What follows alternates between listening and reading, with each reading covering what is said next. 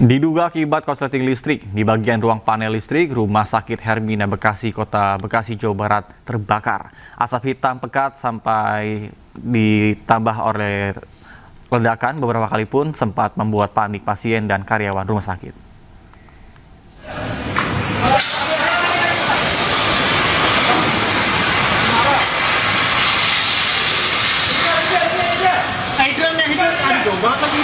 Yang gede harusnya, yang gede.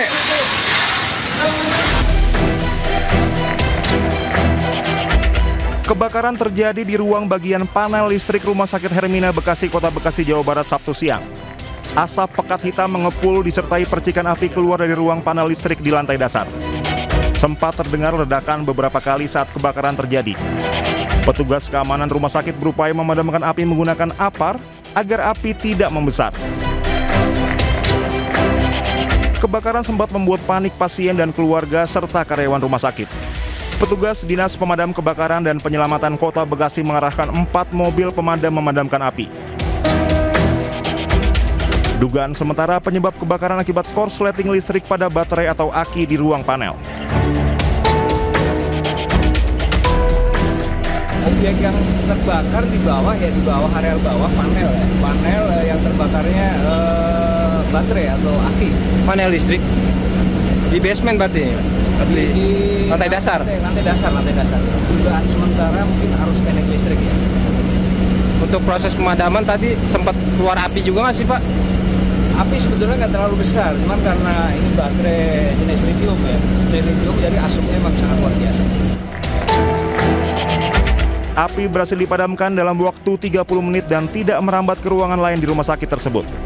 Tidak ada korban jiwa dalam kebakaran tersebut dan kerugian material diperkirakan mencapai ratusan juta rupiah.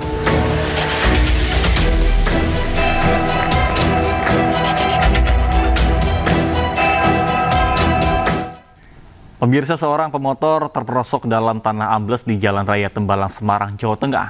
Beruntung korban selamat sementara evakuasi motor berlangsung selama 2 jam.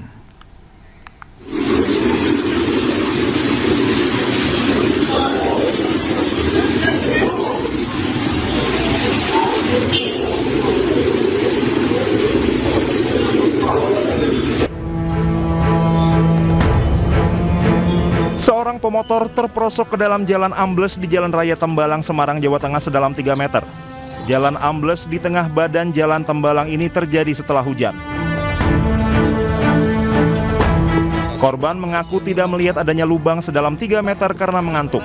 Beruntung korban selamat dari peristiwa tersebut, namun kerusakan kendaraan cukup parah.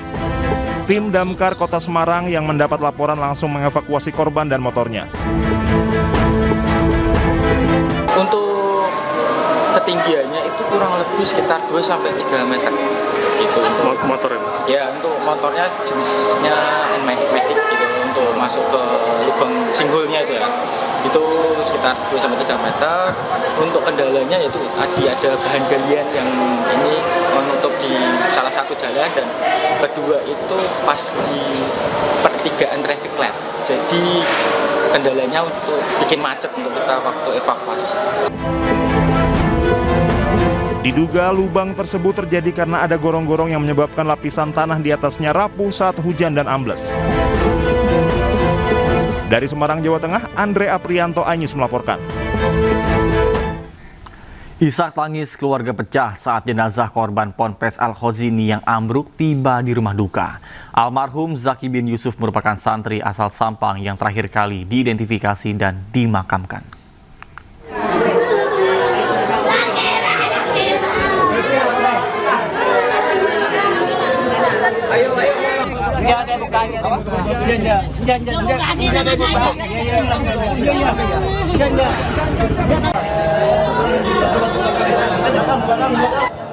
Keluarga histeris saat jenazah Zaki bin Yusuf tiba di rumah duka di Sampang, Jawa Timur.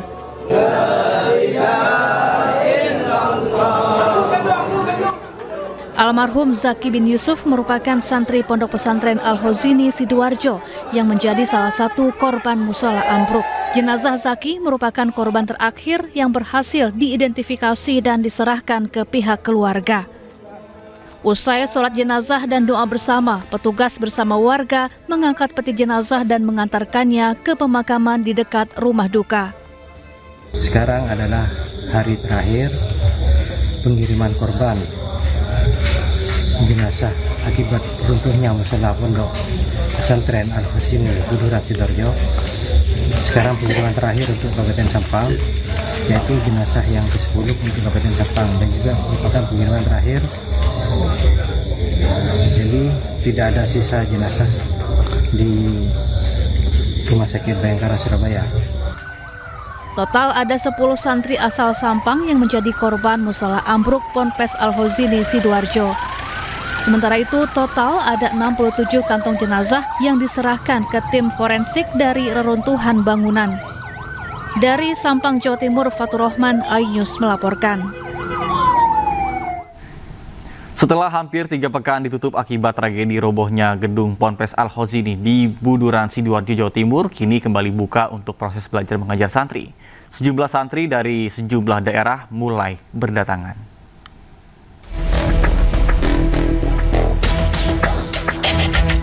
Garis polisi masih membentang di lokasi gedung pesantren Al-Hosini yang ambruk. Tak jauh dari lokasi, sejumlah santri terlihat melakukan aktivitas di sebuah tenda.